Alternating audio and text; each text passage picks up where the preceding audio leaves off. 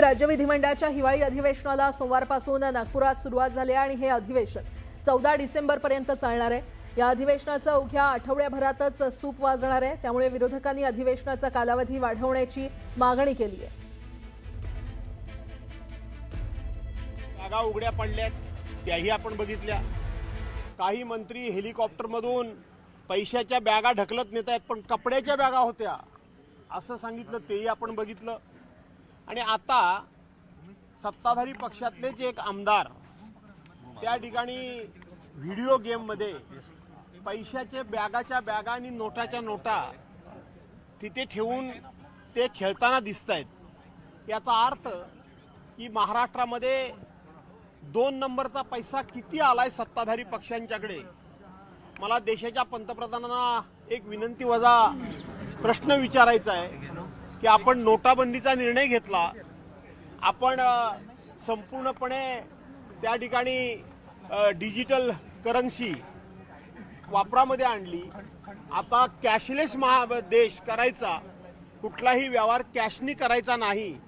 आणि तुमच्या सत्ताधारी पक्षाच्या लोकांच्याकडे एवढी मोठ्या प्रमाणामध्ये कॅश येते कुठून? काला धन, हा काला धन बाहेर काढण्याकरता म्हणून तुम्ही नोटाबंदी केल्यात, डिमोनायझेशन केलं त्यावेळेला। मग ह्या नोटा आल्या कुठून?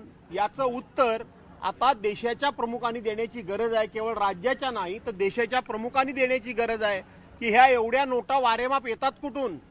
आणि म्हणून ज्या वेळेला काळा पैसा बाहेर काढण्याकरता म्हणून आम्ही 1000च्या 2000 रुपयाच्या नोटा बंद केल्या म्हणून सांगितल्या, त्याच वेळेला देशामध्ये काही लोकांना संशय आला होता की 1000-2000 रुपयाच्या नोटा बंद करण्याचं नाटक केलं जाईल आणि प्रत्यक्षपणे या देशामध्ये प्रचंड प्रमाणामध्ये हा पैसा हा बाहेर येईल आणि तो आता यायला लागलेला। गुलाबराव पाटील यांनी म्हटलं होतं की नगरविकास खात्यामध्ये माल आहे, त्याच्यानंतर हा कॅश कार्ड घोटाळा अंबादास दानवेंनी ट्विट करत पोस्ट केलेला आहे।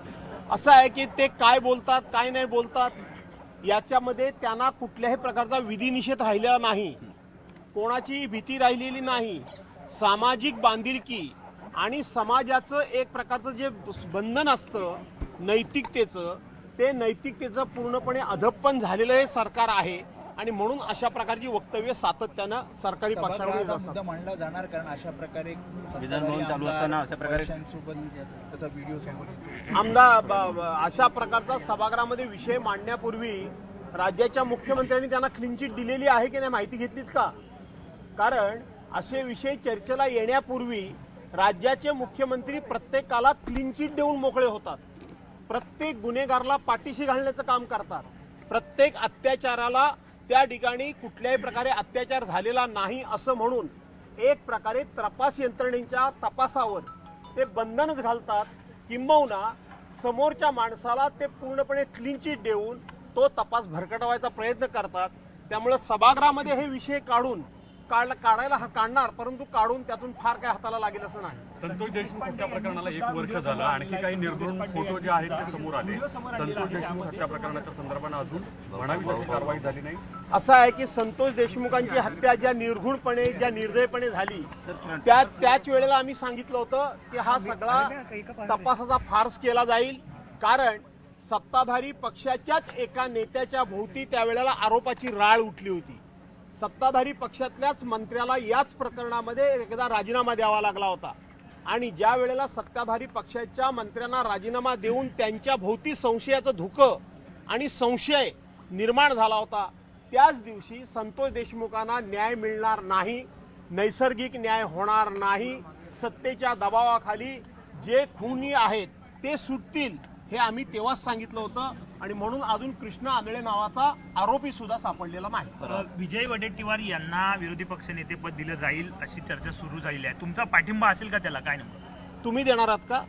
तुमच्या हातात आहे का? चर्चा आहे नाही, मग तुमच्या हातात असेल तुम्ही असेल तर सांगा। तुमची काय धन्यवाद। तुमची भूमिका काय?